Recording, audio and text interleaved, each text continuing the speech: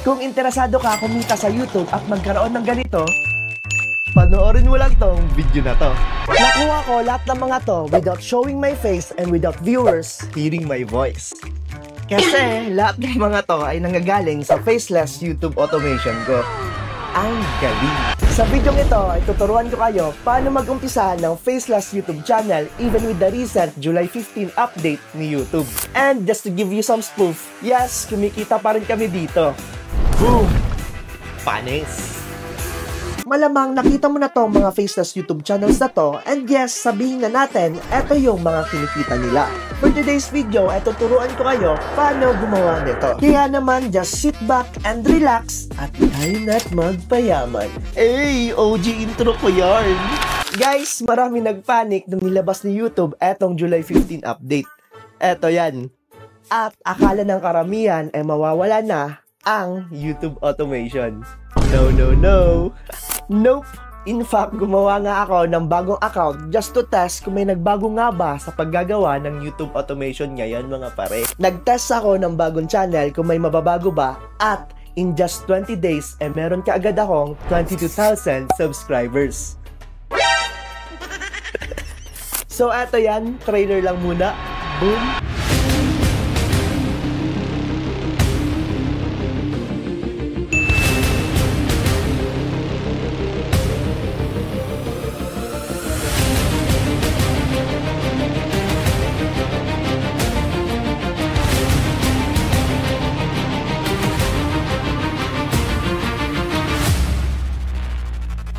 Kita nyo naman guys, di ba? Nagpo-post ako ng update sa Facebook, so follow my Facebook page. Ayan, boom, dapat may verified badge yan mga pare. Para makita nyo yung legit na kapugian ko. What the f***? Kidding aside, follow nyo ako dito sa Facebook page ko at eto naman yung YouTube channel natin. Para makasabay kayo sa latest update ni YouTube.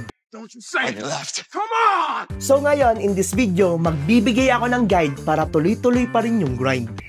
Wow! Bars. Rappers yarn.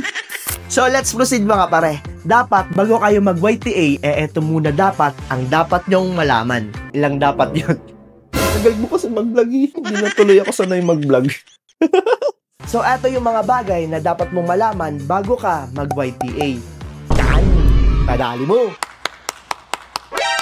First, dapat alam mo ang YouTube policy. Mapaluma yan or bago. Konting basa-basa lang yan, buddy. But pag nga natatapos mo ilang page, eto, konti lang to mga pare. At least dito, pag nalaman mo to, ay maiiwasan mo ang shadow ban at pag-takedown ng account mo. Para naman yung hirap mo, worth it na worth it talaga. Pinaka-common mistake dito is yung sub to sub. Bawal yan at nasa YouTube policy yan under fake engagement. Sa sobrang common na to, meron ng malalaking Facebook group na kapag nag-join ka dito, eto yung mga ginagawa nila. Meron dito mga gimmick na magsusubscribe ka sa kanila at papanoorin mo at ilalike mo yung videos nila at yun din ang gagawin nila sa channel mo. Para daw mabilis ma-reach yung requirements ni YouTube. Sounds interesting but trust me, it's not. Huwag mong subukan. Pwede ka dito ma-shadow ban or worse, ma-delete yung channel mo. While shadow banning is super bihira lang naman mangyari, ang tinatamaan lang talaga nito is yung mga lumalabag sa YouTube policy. Kahit anong post mo dyan na magagandang content, hindi na yan ipupush ni algorithm. So, madami pa yan, buddy. Yung bot views, bot likes, sub to sub, impersonation, graphic contents, spam and deceptive contents, regulated goods, at marami pang iba. So, make sure pag-aralan mo muna to na mabuti bago mo subukan gumawa ng faceless YouTube channel.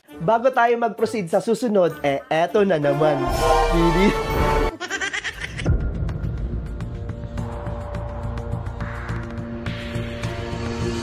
Guys, ngayon, meron ako ipapakita sa inyo sobrang lupit na strategy sa pagtitrade.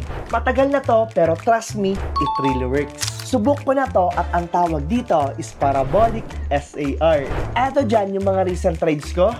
Boom! Now, baka sabihin ng iba, di naman masyado kilala pari. Oo nga ni.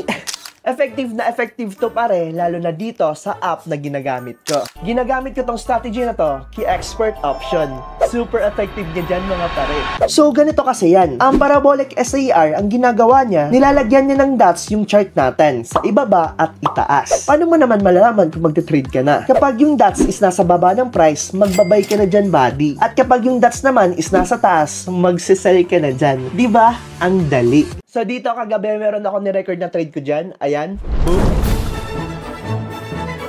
Dito, nag-multiple trade ako dyan. Nasa taas kasi yung dots, which means sell na yan mga pare. 500 position ata yung ginawa ko dyan. Quickie lang to mga pare.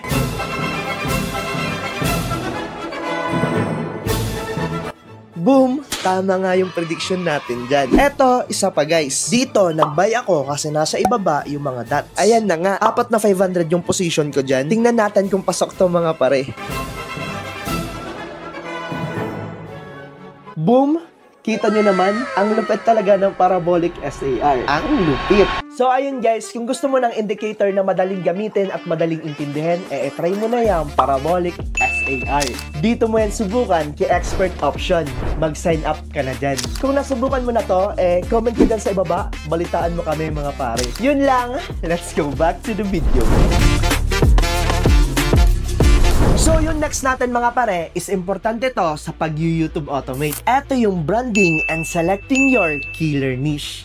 Let's go! Para makumpisa ka dito, you need to select your niche and do a proper branding. Maraming nagkakamali dito, either against sa policy yung niche nila or di alam kung paano gumawa ng branded account. Now, sa mga di nakakaalam, kahit dati pa man nung wala pa yung July 15 update, di na talaga pwede at hindi ina-allow ni YouTube ang mga reuse content. Yung mga reuse content is yung kinukuha mo lang yung video sa iba tapos ina-upload mo sa channel mo. Direct ang upload sa channel mo tapos yung video kinuha mo is galing sa TikTok, Instagram at YouTube mismo na wala man lang ka-edit is consider as reuse content mga pare. Ito ang marireceive mong email dyan kapag nag-apply ka ng monetization.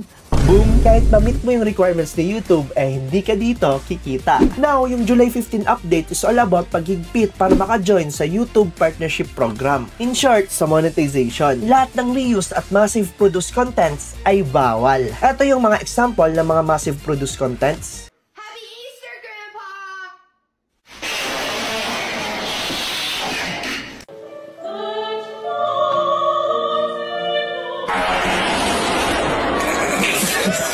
Last summer, I took a solo road trip through the mountains.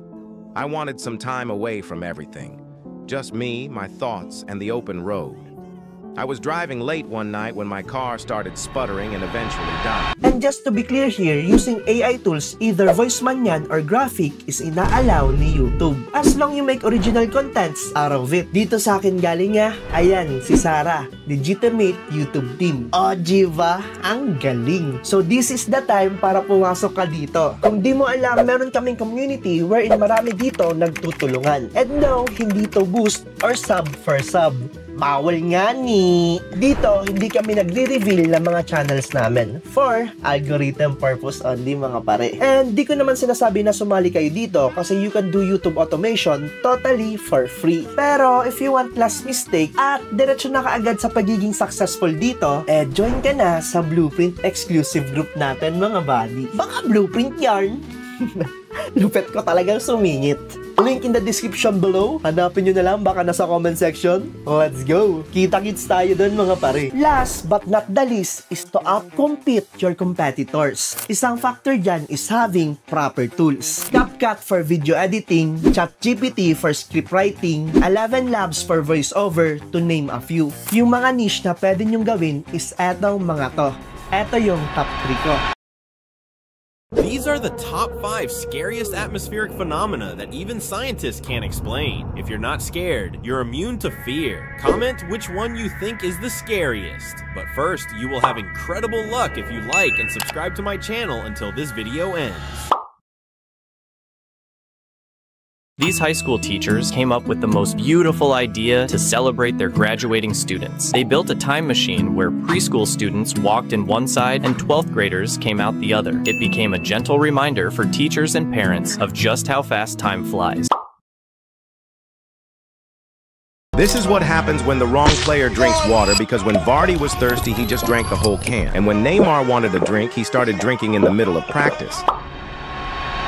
Yan yung top 3 sa listahan ko mga buddy, and until today, kumikita yan ng passive income. At kung tatanungin mo ako, buddy, saan kumukuha ng mga viral clips? Well, meron din akong gamit na tool dyan para lahat ng contents ko is from United States, viral, and fresh mga pare. If nakaabot ka sa part na to, comment mo lang yung word na reveal para i-reveal natin yung tool na sinasabi ko sa next tutorial natin.